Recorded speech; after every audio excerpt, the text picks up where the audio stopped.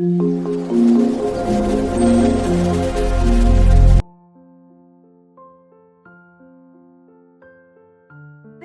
ಎಲ್ರಿಗೂ ನಮಸ್ಕಾರ, welcome back to my YouTube channel.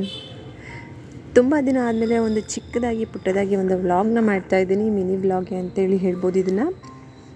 ಇತ್ತೀಚೆಗೆ ನಾನು ಸ್ವಲ್ಪ ವ್ಲಾಗ್ನ ಮಾಡೋದು ಕಡಿಮೆ ಆಗಿದೆ.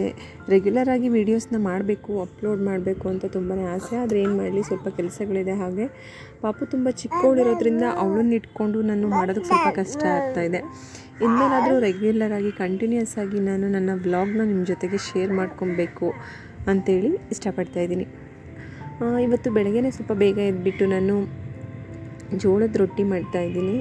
ಜೋಳದ ರೊಟ್ಟಿ ನೀವು ನೋಡಿದ್ದೀರಾ, ಯೂಶ್ವಲಾಗಿ ಉತ್ತರ ಕರ್ನಾಟಕ ಸೈಡಲ್ಲೆಲ್ಲ ಈ ಥರ ಜೋಳದ ರೊಟ್ಟಿ ತುಂಬ ಮಾಡ್ತೀವಿ.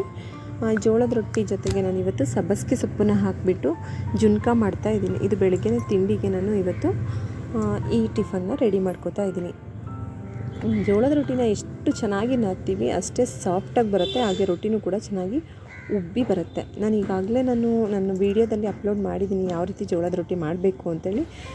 ಸೊ ಅದಕ್ಕೋಸ್ಕರ ನಾನು ಈ ರೆಸಿಪಿನ ಕಂಪ್ಲೀಟಾಗಿ ನಿಮ್ಮ ಜೊತೆಗೆ ಶೇರ್ ಮಾಡ್ತಾಯಿಲ್ಲ.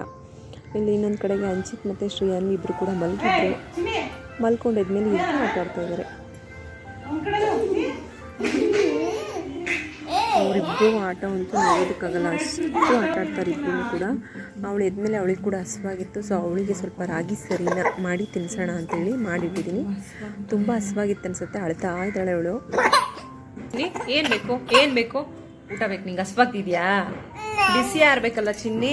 ಹಾಂ, ಬಿಸಿ ಆರ್ಬೇಕಲ್ಲ, ಬಿಸಿ ಆದ್ಮೇಲೆ ಕೊಡ್ತಿದ್ದೆ. ಚಿಕ್ಕ ಮಕ್ಕಳಮ್ಮ ಬಟ್ಟೆ ಅಂತೂ ಗಂಟೆ ಚೇಂಜ್ ಮಾಡ್ತಾರೆ.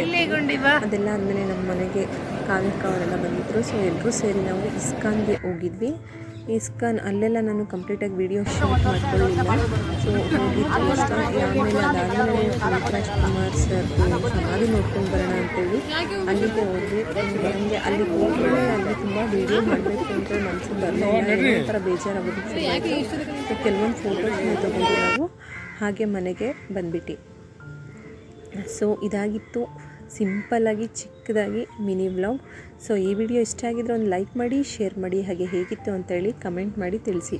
ಅದಕ್ಕಿಂತ ಮುಂಚೆ ಇನ್ನೂ ಯಾರೆಲ್ಲ ನನ್ನ ಚಾನಲ್ಗೆ ಸಬ್ಸ್ಕ್ರೈಬ್ ಆಗಿಲ್ವೋ ಪ್ಲೀಸ್ ಸಬ್ಸ್ಕ್ರೈಬ್ ಮಾಡಿ. Thanks for watching.